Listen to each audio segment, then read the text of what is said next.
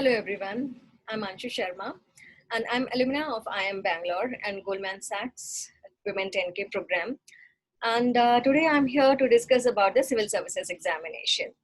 So I got a lot of questions that who can start preparation for this particular examination. So students who are in 11th standard, they can start their preparation for the IAS examinations. So some of the students, they also give this examination. They also start preparation for this particular examination from 9th standard as well. But if you are really serious, you can start your preparation from 11th standard. Now I get other question that who can give this examination. So basically, what is the minimum criteria? What is the minimum eligibility for civil services examination? That is students who have the minimum eligibility, that is graduation. So any graduation is fine. That is BCom, BA, BSc, engineering, MBBS. So it should be graduate from any Indian university. That should be recognized by the UGC or AICTE. Okay. And students who are in their third year of graduation or the last year of graduation, they can also appear in this examination. The thing is that they should get their results before the mains examination.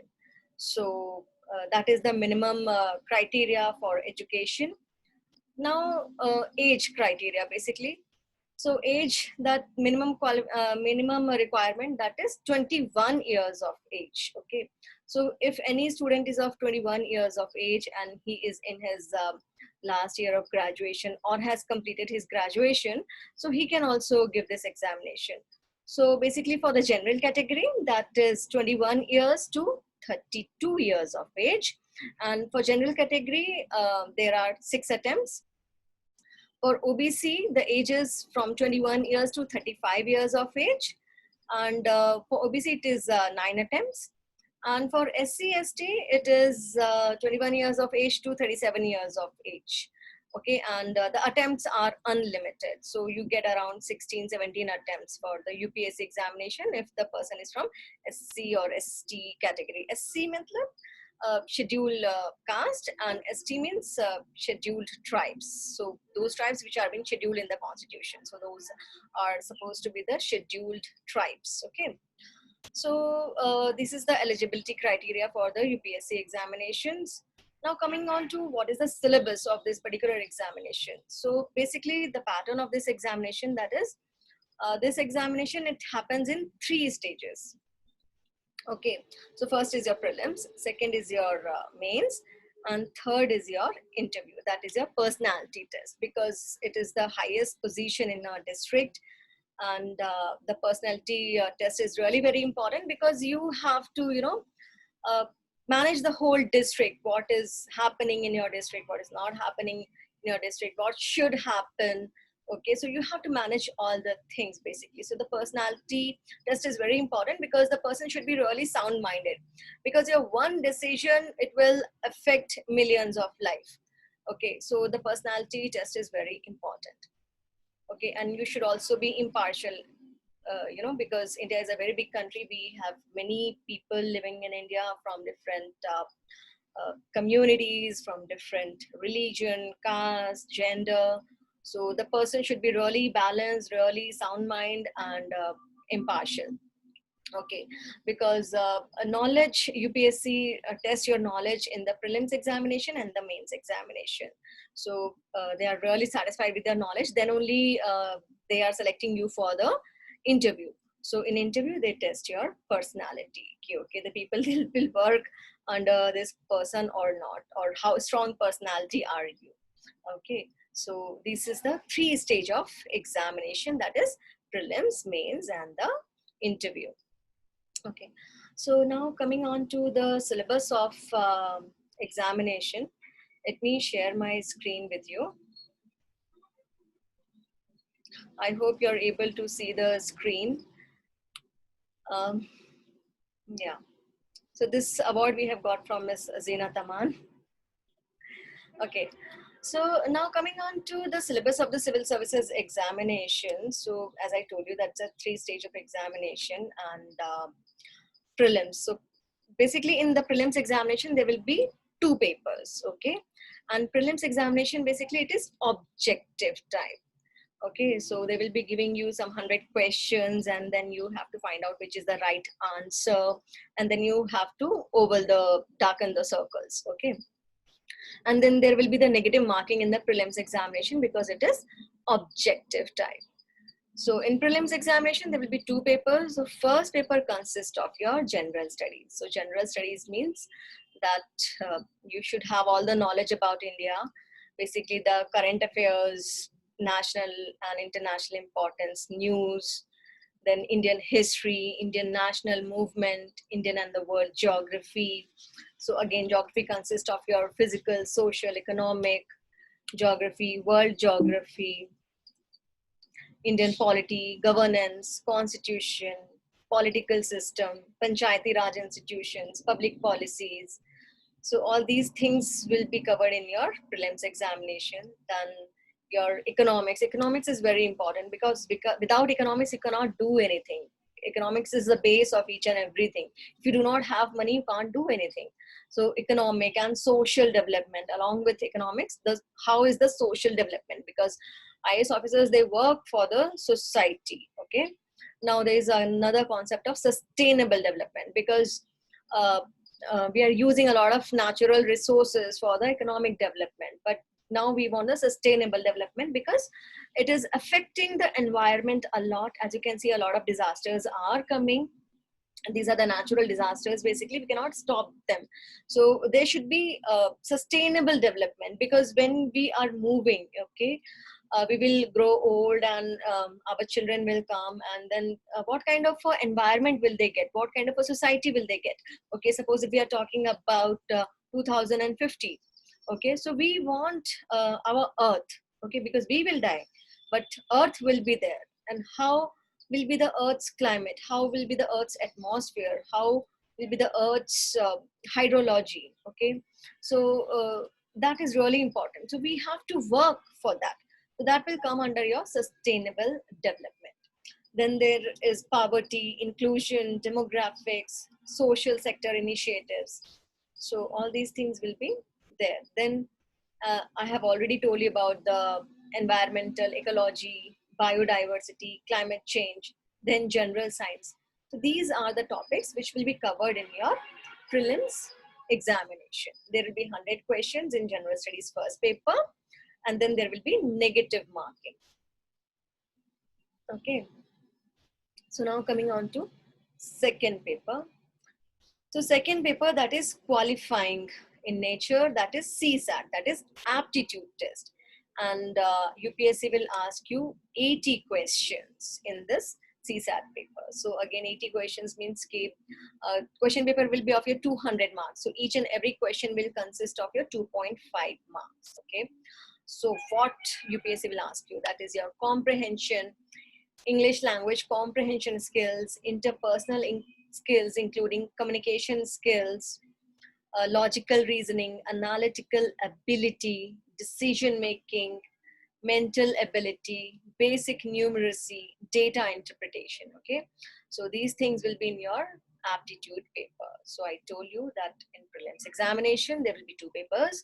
First of all, general studies first paper, and then the aptitude paper is the second paper, which is qualifying. Qualifying means that out of 200 marks to qualify this particular examination, you need only 67 marks. Okay, and yeah, prelims marks will not be added for your ranking.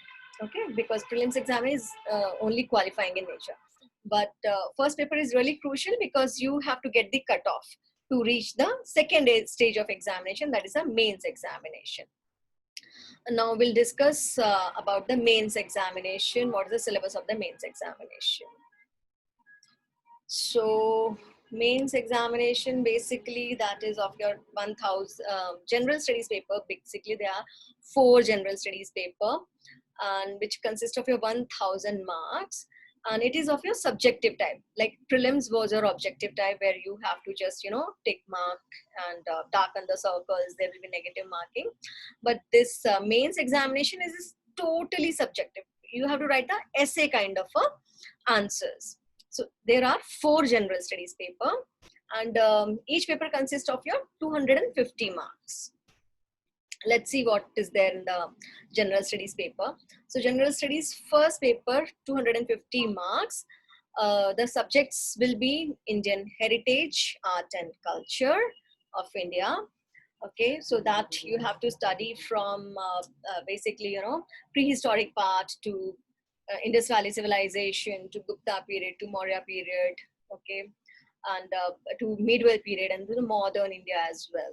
So all those things, art, architecture, all these things will consist of your Indian heritage, art and culture. Then history of India. In history of India, again, there will be modern India, Indian national movement, okay. Then geography, history of India, and there is a world history as well, okay. Then geography of India and the world, then society. So this is this is your general studies first paper. So we'll just go in detail that what will be there. So again, in Indian culture, it will cover art forms, literature, architecture from ancient to modern times. Modern Indian history will be from your middle of 18th century, like from 1857 till the present significant events, personalities like Gandhiji, Nehruji, Lal Bahadur Shastri, Subhash Chandra Bose, Rabindranath Tagore. Okay, then Indian national movement, the freedom struggle of India, which is very important because so many people, they have given their uh, sacrifice of life, okay, to bring independence to this particular generation, okay. And then post-independence period, consolidation and reorganization within the country. As you know that when India got independence, so India was divided into many of the small territories. So now you can see there are many states and union territories in India. So it was all due to the Iron Man of India.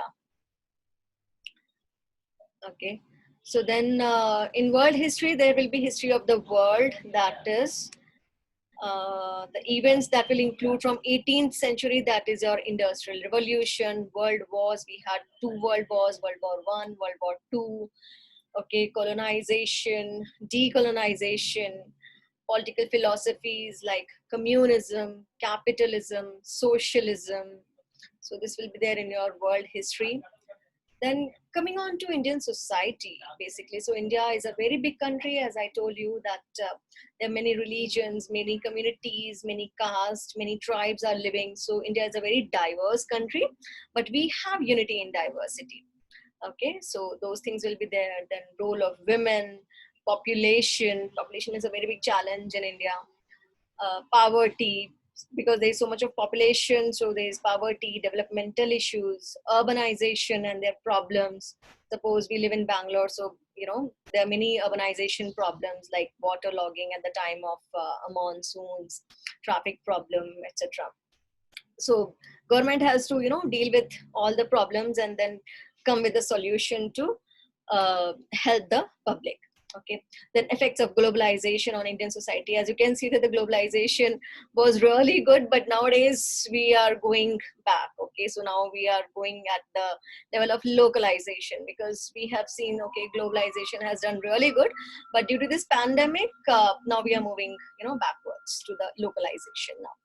Social empowerment, communalism, regionalism, secularism. So these topics will be covered in your Indian society.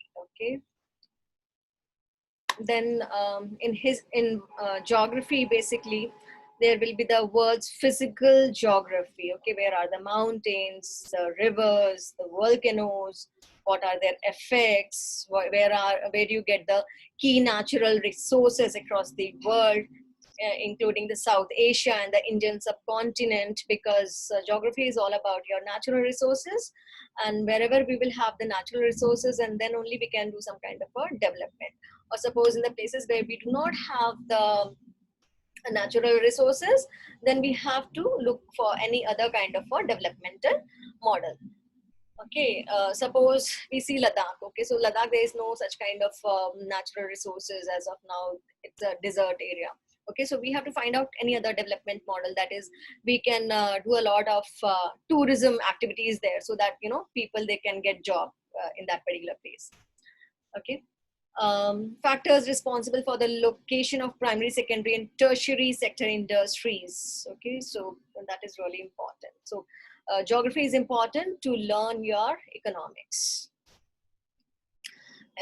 Important geographical phenomena like earthquake, tsunami, volcanic activity, cyclone, geographical features, that is changes in critical geographical features including water bodies, ice caps, flora, fauna, their effect on such changes, because you know that India, we have biodiversity hotspots. Suppose we have the Western Ghat, it's one of the hotspots. So which of the species we find over there are they extinct or are they endangered? So we have to do such kind of activities so that, you know, we can save those species. Suppose we have Project Tiger, we have Project Crocodile, we have Project Elephant. So all these things will be you will be studying in this particular topic and the subject. Okay, now moving on to second paper. So first paper, as I have told you, that in first paper there was your history, geography and society basically. Okay, now the second paper again, it consists of your 250 marks. So the subjects are governance, Indian constitution, Indian polity, social justice, international relations. Okay, so this is a very important paper because you know, you have to read the whole constitution, because India is a very big country and it has its own constitution. It's a written constitution. It's world's biggest, largest democratic constitution basically. So when we have to govern the country, when we have to rule the country, so there should be some kind of a written rules and regulations. Okay, so that is the constitution. So with that constitution, the government works, the bureaucrat works. Okay, because there will be so many of opinions. So if we start taking each and every person's opinions, we cannot work. Okay, so that is already written. Okay, in 1950 the constitution was made, and again it is a rigid constitution and it's also a flexible constitution that we can make the amendments. So whenever the time is changing, the situations are changing, according to that we also bring a lot of amendments to the constitution, so that the society can work properly. So this is a very important paper for the IAS examination. Okay, now let's see that what is there in this particular paper. So how the constitution was started, its evolution, its features, its amendments, significant provisions and basic structure. Okay, functions, responsibilities of the union and the states. As you know that we have 3 tier of government, that is your union government, state government and then the local government. Okay, so again the union government is powerful as compared to the state government and the local government. So we have a federal structure. Okay, what are the duties of the state, what is the duties of the union, what are the powers, finances. Suppose now we have the GST. So how it will be distributed in between the union government, state government and the local levels. What are the challenges? Okay, because every time challenges will be there. Then separation of powers between various organs. We have so many we have so many organs of government. What is the dispute redressal mechanisms and institutions? Parliament is it's very big. So it's a structure, it's functioning. How does it works? Parliament. Okay, so parliament, it has president, it has Lok Sabha, it has Rajya Sabha. So how many members will be there? What will they do? What is the responsibilities of Lok Sabha? What are the responsibilities of Rajya Sabha? What Rajya Sabha can work? What Rajya Sabha cannot work? Okay, so all these things will be there in this second paper. Then structure, organization and functioning of the executive and judiciary. Executives means your bureaucracy and all. The judiciary, ministries and departments of the government. Judiciary, we have High Court, we have Supreme Court, we have district courts. So all these things we'll be studying in second paper. Then there are pressure groups. Okay, pressure groups again. The people who are not there in the government, so they work as a pressure group. Okay, like so many caste can work as a pressure group. Okay, formal, informal associations and their role in the polity. Comparison of Indian constitution scheme with that of other countries, because we have also taken the constitution from so many different countries. So basically, most of the constitution we have taken from the Britishers, we have taken from Ireland, we have taken from America, we have taken from Russia, we have taken from Germany. So what is a comparison of the Indian constitution scheme with that of the other countries? So those things will be studying in this particular subject. Then talking about salient features of the Representation of People's Act, appointment to various constitutional posts, powers, functions, responsibilities, statutory, regulatory, and various quasi-judicial bodies. We have election commission. So all these things you will be studying. Governmental policies, because government policies are very important. Just a minute here. Intervention for development in various, because whatever the policies you are making it for the public. So public should get benefit out of the government policy. So basically, what is the public policies? What are, again, India is such a big country that everything government cannot work. So which are the other organizations which really work to make India a developed country? So there will be role of NGOs, self-help groups, various groups and associations. Then there will be donors, charities, institutional and other stakeholders. So that will be there in your second paper. NGOs, they are very important because everything government can't do. So that is non-governmental organization which really helps. They, like in this time of pandemic, many of the NGOs, they work and they collected the money, and then they distributed a lot of food to the migrant laborers. They distribute a lot of medicines. So all these things they have done. Okay, then welfare schemes for the vulnerable section of the population. Vulnerable sections, so we know that SC, ST, women, children, so they are the vulnerable section. It's very easy to commit a crime against the vulnerable section, okay, so to the downtrodden. So there are some welfare schemes by the central government and by the state government, like we have Beti Bachao, Beti Padhao scheme. Okay, because in India, it's a patriarchal country, and people, they like more, male children. So in India, people, they practice foeticide, infanticide. So all these things are the problem. So all these things, what the government is doing, the welfare schemes, different schemes. So that we will be teaching you. Then issues relating to development and management of social sector or services relating to health. Again, health is very important. Like government is doing a lot of things for the health sector, for education sector, for human resources. Then again, we do have a lot of poverty and hunger. Still we do have. So again, there are so many NGOs which are really working for these particular sectors. Then governance, what is governance? Okay, and now we are moving towards more governance and less government. So it should be transparent, accountability. We do have now e-governance, it's applications, not even e-governance, but we have the m-government, that is mobile governance. So each and every department, each and every ministry, it has its own website. You can go to their website, you can see whatever the funds are being allocated by the parliament, and then how much is being spent on different welfare schemes.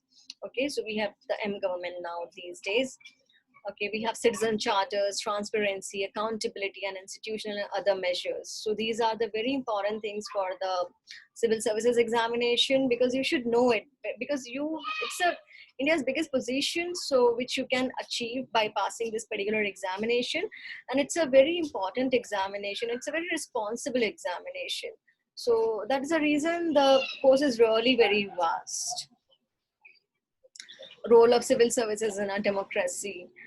So civil services is the steel frame of India. So it's really very important. Then in international relations, there will be India and its neighbors. Like we have many neighbors. Okay, so we can't change our geography. Okay, like suppose if you like, okay, US is a good country, so you can't move India and you can't shift India to US. So we have to live with our neighbors. Okay, our neighbors are Pakistan, China, Bhutan, Bangladesh, Sri Lanka, Maldives, Myanmar, Afghanistan. So you can't change the neighbors. So you have to uh, live with harmony, okay? And harmony comes with, if your economics is good, if your political situations are good, so there will be harmony basically. Okay, so then there are bilateral, regional, and global groupings. Okay, like India is a part of different organizations. Okay, like we have ASEAN, we have SEO, BIMSTEC, so many of the organizations. All these organizations have to be studied, and what are the agreements which are involving India and or affecting India's interest. Okay, so there are many agreements, how it is affecting India. Okay, so that is really important. Okay, effect of policies and politics of development and developing countries on India's interest. Indian diaspora means the Indian people who are living in different countries. So those are Indian public. Okay, so we have to take care for their interest as well. Okay, so suppose something happens in Saudi Arabia, so our people, they want to come back. Okay, so we have to take care for them. So that is Indian diaspora. How can we make use of the Indian diaspora for the Indian development, Indian economic development, Indian social development, basically. So those things are really important. So that is Indian diaspora. Important international institutions, agencies, and for their structured mandate. So these things will be there in your second paper. So second paper is really very vast, it's very lengthy, and it's very, very, very important because it's the base of this particular examination. Your second paper is the base of civil services examination. Okay, and a lot of current affairs will also be asked in this second paper. So along with the static part, you have to also study the dynamic part. Dynamic part means your current affairs. Suppose right now the India and China issue is going on. Okay, India Nepal issue is going on. Okay, India Sri Lanka issue, India Maldives issue, India Pakistan issue, India Bhutan issue, India Myanmar issue. So all these issues, you have to study along with the static part. Like static part means okay, whatever has happened earlier, but now, right now, what is the situation basically that is going on. So that is really very important. Okay, because you have to make policies. Okay, you have to take the decisions, you have to move forward. So some of the decisions you will be taking based on the your history, based on the previous things what has happened, but some of the decisions you have to also take um, due to the current situations. Okay, like India, we have purchased a lot of Rafale from France. Okay, still we have got only 5 Rafales. Okay, so why we have purchased at this particular time? Why we make so much of haste? Okay, I'll give it now, because due to the certain situations which is going on right now. Okay, so I have discussed your first paper and the second paper. Yeah, so now coming on to the third paper, that is your general studies third paper. Again, it's a very lengthy paper. It's 250 marks of paper. In this third paper, they will be teaching you Indian economics, economic development.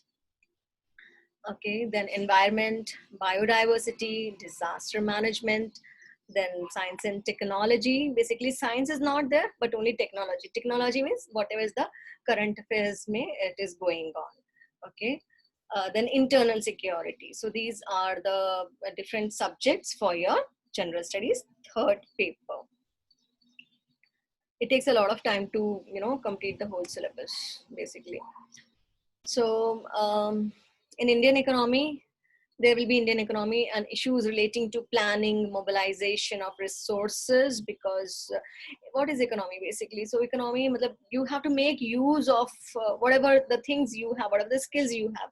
So either you can have a land, labor, or capital, or if you do not have land, labor, or capital, so then you can have your skills, okay, like the services sector and all. So how you're able to use this particular resources, as I have told you that there is no natural resources there in Ladakh. So, but people, they should be utilizing their skills, okay, to make money or to economy to run. Okay, so that will come under your Indian economy. Suppose India is such a vast country. So again, the northern India, that will be different. Western India, the resources are different. In South India, the resources are different. In the Eastern India, the resources are different. So how to make use of these resources? So we have to do a lot of planning, and then mobilization, and then we have to develop uh, that particular place or that particular society. Okay, and then the growth, development, and basically we have to work for the employment generation as well. So if you do some work, then there will be employment generation as well. So when there will be employment generation, so people, they will get salary. When the people, they will get salary, so then they can purchase the thing. When they can purchase the thing, so then the economy will run. So basically it's a whole cycle. Okay, like you have seen that in this pandemic, the GDP has gone down. Why it has gone down? Because everything was closed, so the economy was not moving. Only some particular sectors were working. Some of the online thing were working, but others were like totally shut down. So that is the reason many of the people, they have lost their jobs and their services, and the economy has gone down. So we have to again work, again we have to do a lot of planning, that how the economy can be revived. It will take a lot of time, but it will revive definitely. So the planning has to be done. Okay, inclusive growth and its issues arising from it. Government budgeting. So budget is very important. Okay, so budget means, okay, so from where are you getting the money and where are you spending the money? Okay, so that is the government budgeting. Then again, India is an agricultural country, so major crops, cropping patterns in various parts of the country. India has a very big geography, right? I have told you.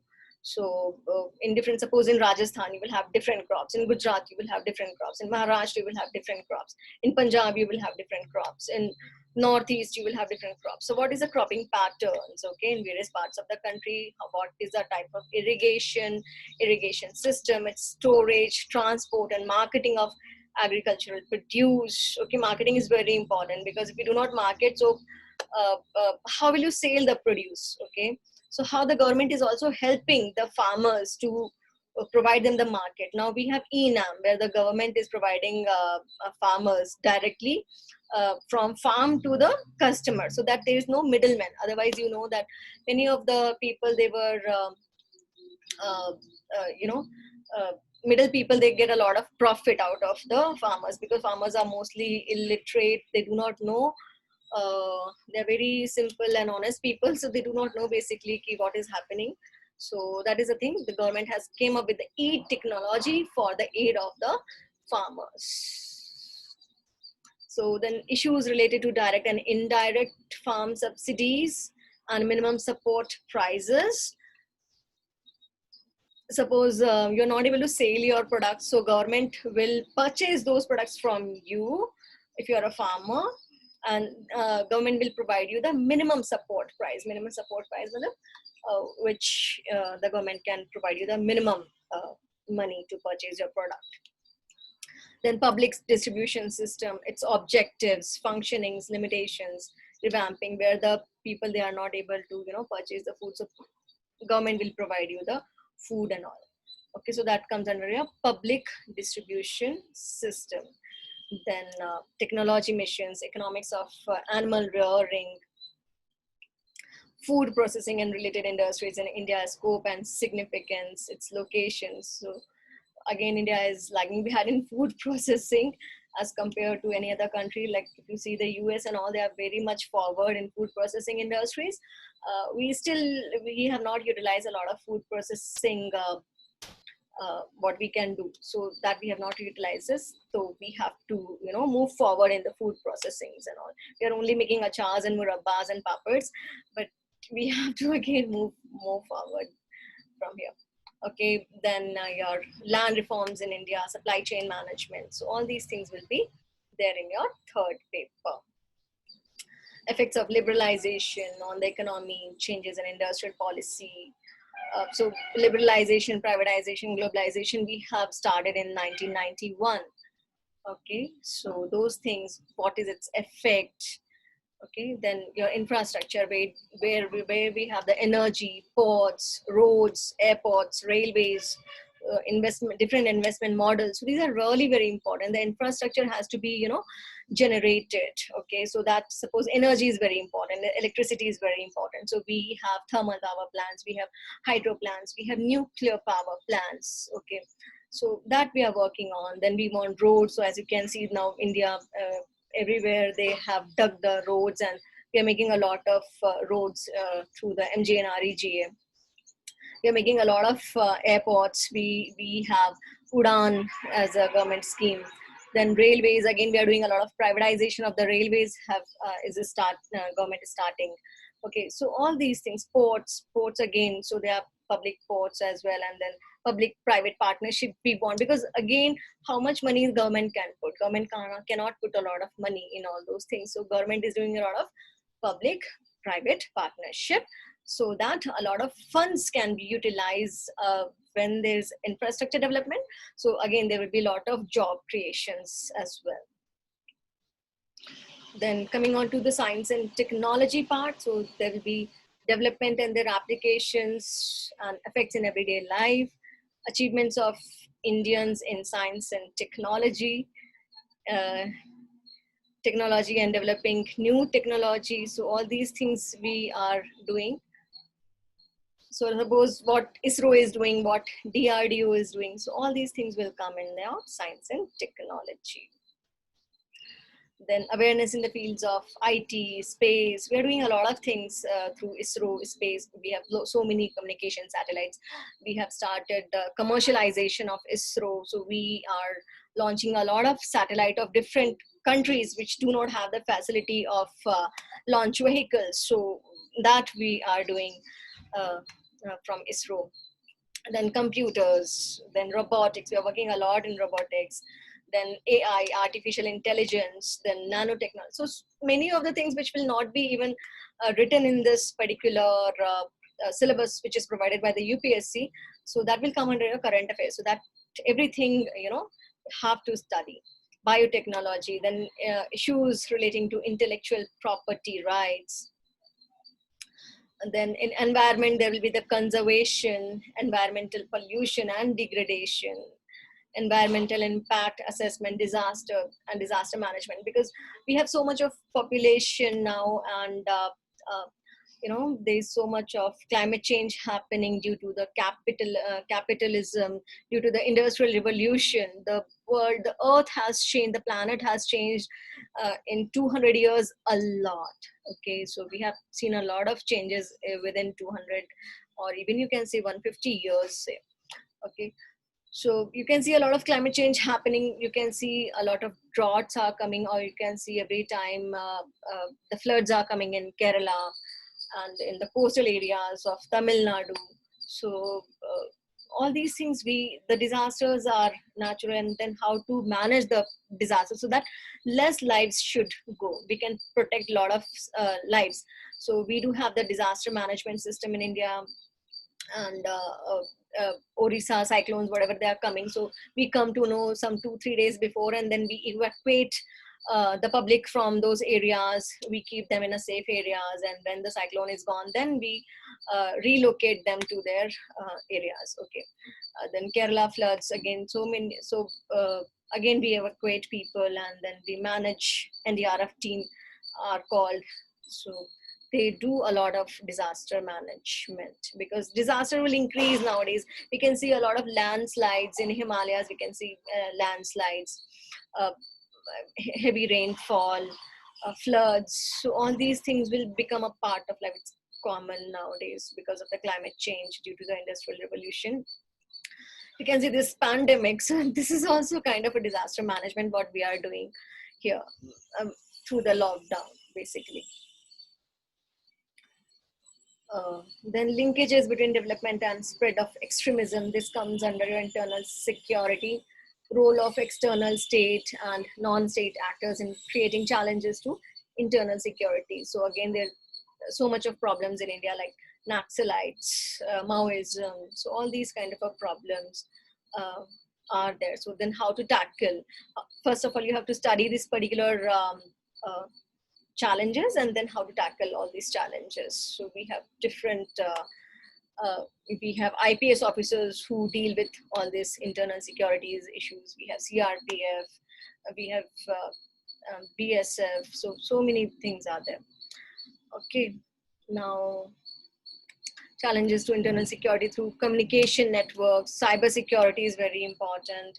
Role of media is very important, and social networking sites, like we have cyber crime these days. Yeah. Basics of cyber security, money laundering, it's a very big issue nowadays. Current issue is going on, that is of drugs. That is a very big issue.